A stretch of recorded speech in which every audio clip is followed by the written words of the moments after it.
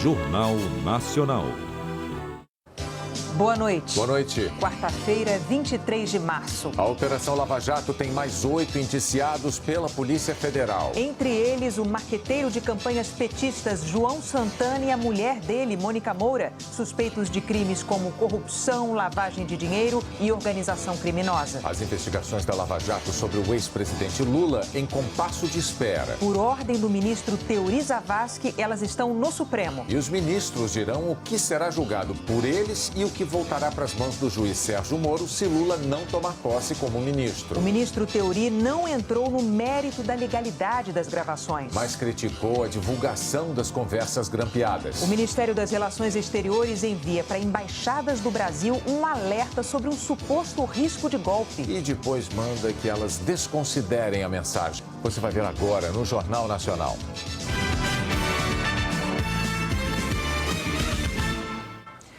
O ministro Teori Zavascki, do Supremo Tribunal Federal, retirou do juiz Sérgio Moro e devolveu ao STF as investigações sobre o ex-presidente Lula na Operação Lava Jato. Mas nada foi modificado quanto à posse de Lula como ministro da Casa Civil. Ele continua impedido de assumir. O Supremo vai agora decidir o que fazer com as investigações. E da decisão pode resultar que a própria presidente Dilma seja investigada. O ministro enfatizou que no Supremo Tribunal Federal é reiterado o entendimento de que apenas o tribunal e não qualquer outro juiz pode decidir sobre a divisão das investigações envolvendo autoridades com prerrogativa de foro. E que, como neste caso, não houve decisão prévia do tribunal sobre a separação ou não da investigação, fica delineada, pelo menos, a probabilidade de violação da lei. Ao conceder a liminar determinando que Moro envie para Brasília todas as investigações sobre Lula, o ministro afirmou que a Suprema Corte, tendo à sua disposição o inteiro teor das investigações, poderá, no exercício de sua competência, decidir acerca do cabimento ou não do desmembramento, bem como sobre a legitimidade ou não dos atos praticados. Em momentos diferentes, Teori Zavascki diz que Sérgio Moro agiu indevidamente, como no caso da suspensão do sigilo dos grampos. Neste trecho, o ministro afirma que a decisão foi ilegítima, porque foi emitida por um juiz que era reconhecidamente incompetente para a causa e porque a divulgação pública das conversas comprometeu o direito fundamental à garantia de sigilo, previsto na Constituição, que apenas permite a interceptação em situações excepcionais. Teori ainda discordou do argumento usado por Sérgio Moro de que as conversas tinham interesse público. O ministro escreveu: é descabida a invocação do interesse público da divulgação, como se essas autoridades ou seus interlocutores estivessem plenamente desprotegidas em sua intimidade. Outro ponto que o ministro enfatiza é que a decisão não adianta qualquer juízo de valor sobre a legitimidade ou não da interceptação telefônica. Ou seja, Teori não analisou a legalidade dos grampos. O que se revoga é a divulgação pública das conversas da forma como ela ocorreu, imediata, sem levar em consideração que a prova sequer fora apropriada à sua única finalidade, muito menos submetida a um contraditório mínimo. A decisão do ministro Teori Zavascki não tem qualquer relação com a nomeação de Lula como ministro da Casa Civil. Ela se restringe somente ao que um juiz de primeira instância, como Sérgio Moro, pode ou não fazer em relação a pessoas com foro especial, que aparecem numa investigação. Se a nomeação de Lula for validada em outra ação no Supremo, aí sim ele ganha foro automático. Sérgio Moro tem 10 dias para apresentar explicações sobre a atuação dele. Este jurista explica por que Teori decidiu levar o caso para o Supremo. Quando as investigações, de alguma forma, se deparam com alguém que tenha foro privilegiado, o procedimento padrão é que se remeta o material ao tribunal competente, no caso ao Supremo, para que ele avalie como as investigações devem prosseguir. Portanto, o Supremo é que deve fazer o desmembramento em relação a quem não tenha foro e manter consigo quem tenha. No despacho que libera os grampos, o juiz Sérgio Moro justificou a sua divulgação, afirmando que a democracia em uma sociedade livre exige que os governados saibam o que fazem os governantes, mesmo quando estes buscam agir protegidos pelas sombras. E acrescentou que isso é ainda mais relevante em um cenário de aparentes tentativas de obstrução à justiça. Pela decisão do ministro Theory, fica subentendido que se o juiz Sérgio Moro suspeitava que autoridades com foro privilegiado estivessem de alguma forma participando de ações para obstruir a justiça, o que é um crime, não caberia a ele decidir nem o que fazer com os grampos, nem com as investigações. Ele deveria ter remetido todas as investigações para o Supremo, que decidiria o que fazer com elas. O ministro Theory encaminhará toda a investigação para que a Procuradoria-Geral da República se pronuncie. Ela poderá dizer que não há indícios de que as autoridades com foro privilegiado cometeram crime. Neste caso, se Lula não se efetivar ministro, tudo volta para o juiz Sérgio Moro. Se a Procuradoria constatar que há indícios de crime das pessoas com foro privilegiado, pedirá a abertura de inquérito contra elas. E serão o ministro Theory e seus colegas que decidirão, então, se concordam com o pedido de investigação. Ao concordar, ele pode devolver todas as investigações sobre Lula para o juiz Moro e reter no Supremo aquelas que envolvem pessoas com prerrogativa de foro. Pode ainda decidir que, neste ponto exclusivo, Lula responderá no Supremo e, em Curitiba, todas as outras investigações. Se Lula se efetivar ministro, todas as investigações sobre ele ficam no Supremo. Como há gravações da presidente Dilma, dependendo do entendimento da Procuradoria-Geral da República, a decisão do Supremo pode resultar num pedido de investigação contra a presidente Dilma.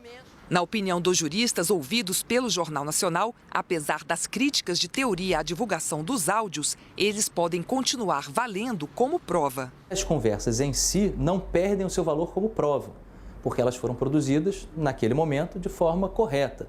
O que não poderia haver era divulgação daquelas conversas. Então, a prova ainda pode ser utilizada no processo original em que ela foi produzida, mas a divulgação foi indevida. A Polícia Federal indiciou o publicitário João Santana, a mulher dele, Mônica Moura, e mais 6 pessoas na Operação Lava Jato. Todos são suspeitos de envolvimento com a corrupção na Petrobras. A Polícia Federal diz ter provas de que João Santana e Mônica Moura receberam no exterior 7,5 milhões de dólares desviados da Petrobras. O casal está preso em Curitiba. Segundo as investigações, os depósitos foram feitos pelo operador Zivi Skornik, que também está preso, e por executivos ligados à Odebrecht. A suspeita é que a Odebrecht pagou dívidas de campanhas eleitorais.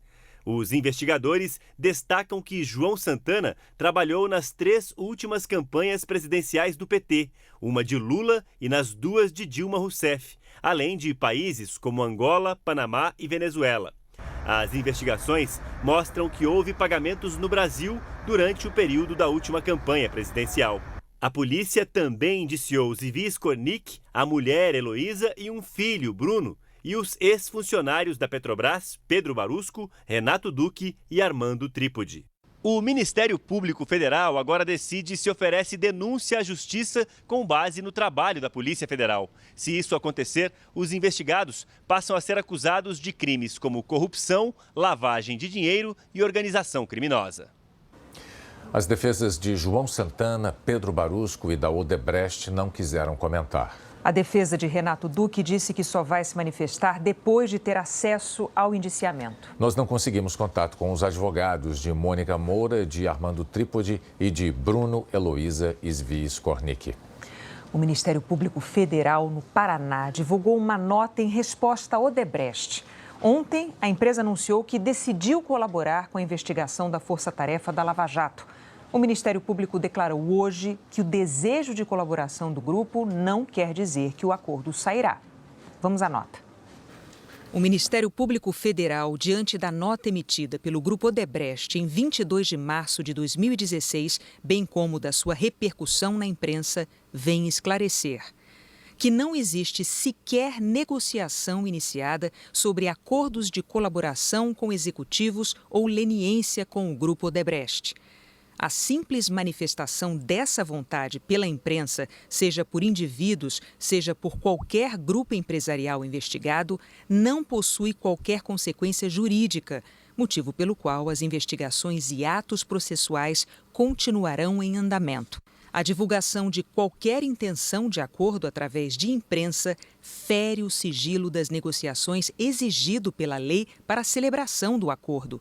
A simples intenção demonstrada não tem o condão de descaracterizar a contínua ação do Grupo Odebrecht em obstruir as investigações em andamento, como ficou caracterizado na recente 26ª fase da Operação Lava Jato, com a tentativa de destruição de seu sistema de controle informatizado de propina.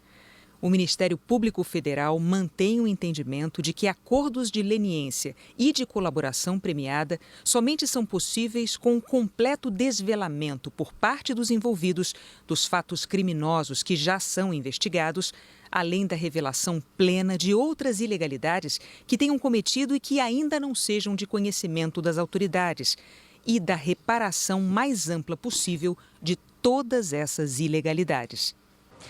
Depois que o Ministério Público divulgou essa nota, a assessoria da Odebrecht mandou para o Jornal Nacional a seguinte frase: a Odebrecht, por meio de seu comunicado divulgado na noite de terça-feira, teve a intenção de manifestar à sociedade sua disposição em colaborar com as autoridades. A Polícia Federal vai investigar documentos que parecem ser registros de contabilidade apreendidos em endereços do executivo da Odebrecht, Benedito Barbosa Júnior, que foi preso em fevereiro na Operação Acarajé. É uma lista de nomes de políticos de ao menos 24 partidos da base do governo e da oposição associados a valores monetários. Estão na lista DEM, PCdoB, PCB, PDT, PMDB, PMN, PP, PPL, PPS, PR, PRB, PRP, PSB, PSC, PSD, PSDB, PSDC, PSOL, PT, PTdoB, PTB, PTC, PTN e PV. O Jornal Nacional não vai divulgar os nomes de políticos listados e o motivo é simples. Além de a polícia não saber ainda se cometeram alguma ilegalidade, a lista inclui mais de 200 pessoas de todos esses partidos. Não faria sentido escolher uns e omitir outros, e o tempo não nos permitiria divulgar todos. A suspeita dos policiais é que se trate de um registro contábil de pagamentos da Odebrecht para campanhas nas eleições de 2010, 2012 e 2014. Tanto doações oficiais quanto não declaradas, conhecidas como Caixa 2. O esclarecimento vai depender da investigação da Polícia Federal. Não é possível, de antemão, saber se os pagamentos são doação eleitoral legal ou propina. É que mesmo que não estejam na prestação de contas registrada pelo Tribunal Superior Eleitoral, existem formas de pagamento chamadas de doações ocultas. São repasses feitos de forma legal aos partidos que só depois se destinam aos candidatos. Mais um motivo para o JN não divulgar a lista. Os documentos só se tornaram públicos ontem. Hoje à tarde, depois que já estavam reproduzidos largamente na internet, o juiz Sérgio Moro decidiu pôr as planilhas sob sigilo. Integrantes da comissão que analisa o processo de impeachment da presidente Dilma Rousseff se reuniram hoje para começar a definir quem vai depor nas próximas semanas. Hoje, o relator do processo, o deputado Jovair Arantes, do PTB, explicou o que vai levar em conta na hora de elaborar o relatório final que será apresentado na comissão. Nós estamos discutindo dentro desse processo de impedimento exatamente 3 crimes que foram apresentados pelos advogados. A denúncia é a questão do crime da Petrobras, né, de deixar que a Petrobras chegasse ao ponto que chegou, da questão das pedaladas fiscais e dessa questão do crédito no orçamento sem autorização legislativa. Jovair Arantes também acertou com o presidente da comissão especial, deputado Rogério Rosso, do PSD, que não quer ouvir testemunhas. Vão ser convidados os juristas que apresentaram o pedido de impeachment e o procurador Júlio Marcelo, que participou das investigações do Tribunal de Contas da União sobre as pedaladas fiscais e a compra da refinaria de Passadina, além de quem for indicado para fazer a defesa da presidente Dilma. O presidente da comissão e o relator vão ao Supremo Tribunal Federal na segunda-feira. Querem discutir o assunto e evitar que alguma decisão possa ser contestada na Justiça. Estamos absolutamente cautelosos e, acima de tudo, bastante em cima do que dispõe a norma brasileira, a Constituição brasileira e o Supremo Tribunal Federal na sua recente decisão sobre o rito do impeachment. Um diplomata do Itamaraty enviou mensagens para representações brasileiras no exterior com um alerta sobre um suposto risco de golpe no país.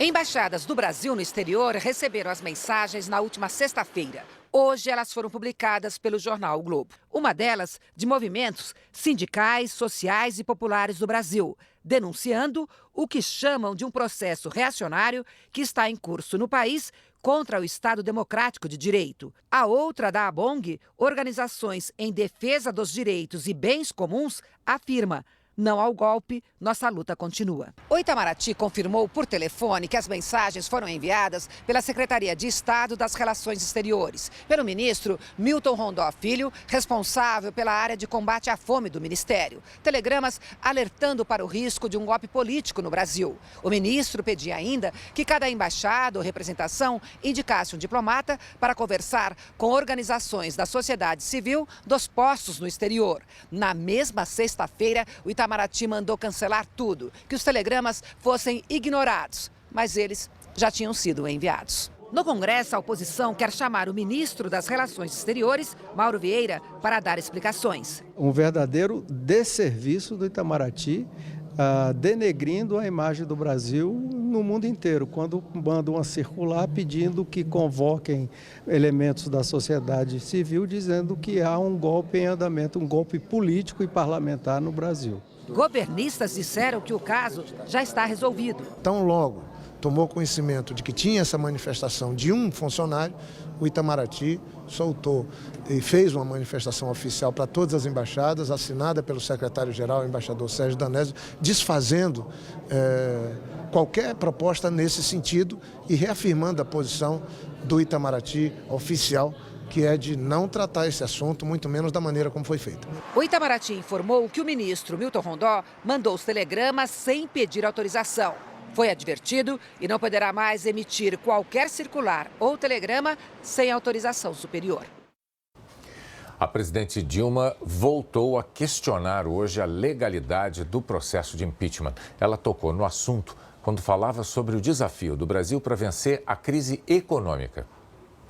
Eu acredito que o grande esforço para fazer o Brasil voltar a crescer é estabilidade política, é parar com a tentativa sistemática de golpe, é parar com o fato de criarem motivos inexistentes, não respeitáveis, por um processo de impeachment que é ilegítimo e ilegal. O ministro do Supremo Tribunal Federal, Dias Toffoli, defendeu a legalidade do processo de impeachment. O processo de impeachment é previsto na Constituição e nas leis brasileiras. Não se trata de um golpe. Todas as democracias têm mecanismos de controles e o processo de impeachment é um tipo de controle. Eu não vou opinar sobre o caso concreto, porque o juiz do caso concreto é a Câmara dos Deputados inicialmente e posteriormente o Senado da República. Qualquer andamento do processo que esteja fora das regras legais, pode o Supremo Tribunal Federal, então, colocar dentro dos parâmetros da Constituição. E aqueles que se sentirem atingidos podem recorrer à justiça brasileira. O que ocorre hoje é a democracia. É muito melhor vivermos desta forma do que sob uma ditadura. Num momento de crise como esse, com um processo de impeachment em curso, o governo precisa trabalhar para conquistar mais apoio, mas tem se esforçado para não perder. Para tentar evitar que o PMDB deixe o governo, o ex-presidente Lula está agindo nos bastidores. O governo nega, mas o ex-presidente Lula tem virado noites como seu articulador político, mesmo sem ter o cargo. É uma corrida contra o tempo para tentar barrar a debandada geral dos aliados no Congresso. E é o PMDB, o maior deles, que tira o sono do governo. O partido tem data e hora para bater o martelo sobre permanecer ou não de mãos dadas com Dilma Rousseff. Terça que vem, dia 29. Lula apelou ao presidente do Senado, Renan Calheiros, e ao ex-presidente José Sarney para que jogassem essa decisão para 12 de abril. Não por acaso, é perto da data prevista para a votação do parecer sobre o pedido de impeachment na comissão especial da Câmara. A empreitada de Lula contou com o apoio dos 7 ministros do PMDB, não muito interessados em entregar seus cargos. E a presidente Dilma aposta neles. Nós todos estamos bastante interessados na questão relativa à permanência do PMDB no governo. Tenho muita certeza que os nossos ministros estão comprometidos com a sua permanência no governo. Ontem à noite foi grande o entra-sai no Palácio do Jaburu. O vice-presidente Michel Temer preside o PMDB. Adiar ou não era a questão. E ele não abriu mão. Manteve no dia 29 a reunião que vai decidir sobre o rompimento com o governo. O PMDB tem ministérios, centenas de cargos no segundo escalão, 18 senadores e 69 deputados. É o fiel da balança no processo de impeachment. O apoio formal do PRB, que tem 22 deputados e um senador, o governo já perdeu. O partido optou pela independência. Tinha o comando do Ministério do Esporte. O Planalto negocia a manutenção de cargos em troca de votos contra o impeachment. E deve substituir o ministro Jorge Hilton, que deixou o PRB, uma exigência da cúpula do partido.